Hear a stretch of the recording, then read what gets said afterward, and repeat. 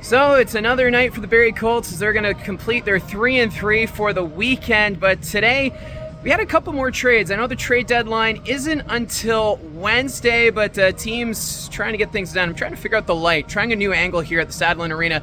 I was kind of inspired last night when we were at Budweiser Gardens with the view from the end of the rink, so I thought I'd give this end of the rink a try here in Barrie. But other than that, let's talk about some of the two trades that happened. First off, the Sarnia Sting and the North Bay Battalion completing a trade.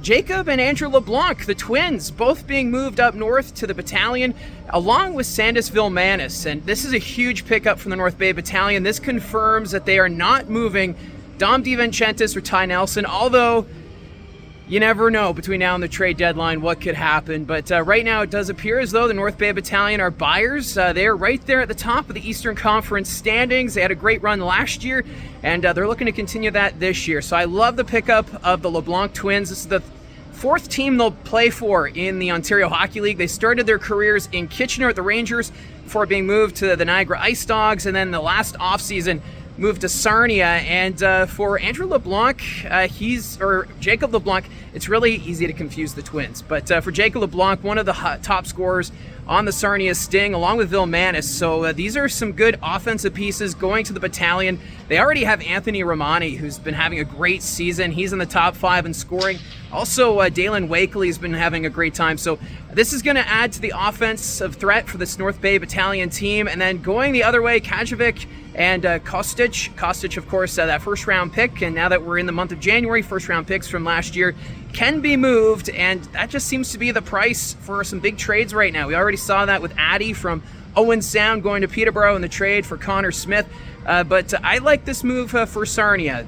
They're a young team. They went all in last season, much like the Peterborough Petes, and now they're recouping draft picks. They got 6 draft picks from the battalion in today's move. And also, if you look at it, the draft picks they picked up from North Bay are a little bit better than what they sent to Niagara when they originally picked up the LeBlanc twins. So a great job, I think, by the Sarnia Sting and from the North Bay Battalion, showing that they're going to be buyers at the OHL trade deadline as they look to make a run at the OHL playoffs.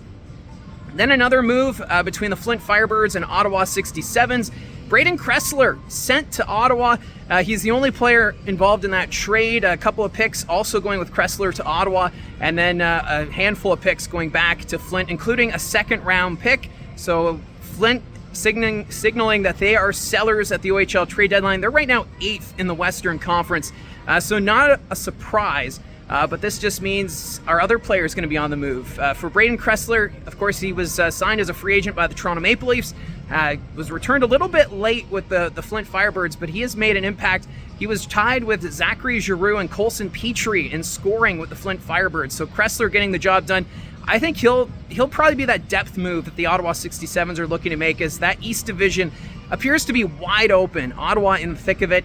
They played this afternoon against the Kingston Frontenacs. I've not yet seen the end result of that game, but for Ottawa, it's a good pickup. Kressler, a great forward to add to the likes of Pinelli, who's been on a tear for goals. I know he's kind of cooled off a little bit these last couple of weeks, but Braden Kressler, he'll be a good addition, I think, for the Ottawa 67. So those were the two trades today. We're still waiting for word on where Owen Beck from the Peterborough Petes will end up. We last heard that the Saginaw Spirit were allegedly the front runner in a trade for Beck. That has not yet happened yet. So you almost have to wonder, is there a player that's saying no to the trade? I'm not going to say for sure that I've heard anything, but it just seems as though this trade has potentially hit a hiccup between the Petes and the Saginaw Spirit. Or are there other teams involved in Owen Beck? We've heard Sault Ste. Marie. They're a team that's been interested.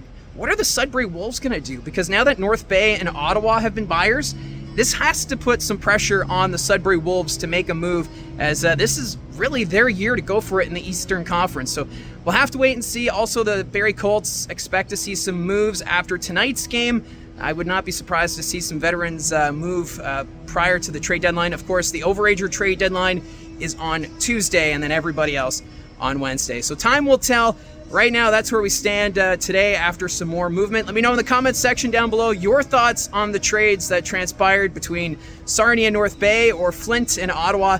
And just a reminder, we will be doing a OHL trade deadline live stream on Wednesday. That should get underway at 8:30 in the morning. We'd love for you to tune in, to share thoughts, and have some conversation about the OHL trade deadline this year. So I'm getting ready to call the game here between the Colts and the Greyhounds. Puck drop here at the Saddleland Arena is 7:30, and of course I'll have a recap video after the game. So thank you for tuning in. Remember to hit like and subscribe, and we'll talk to you again soon.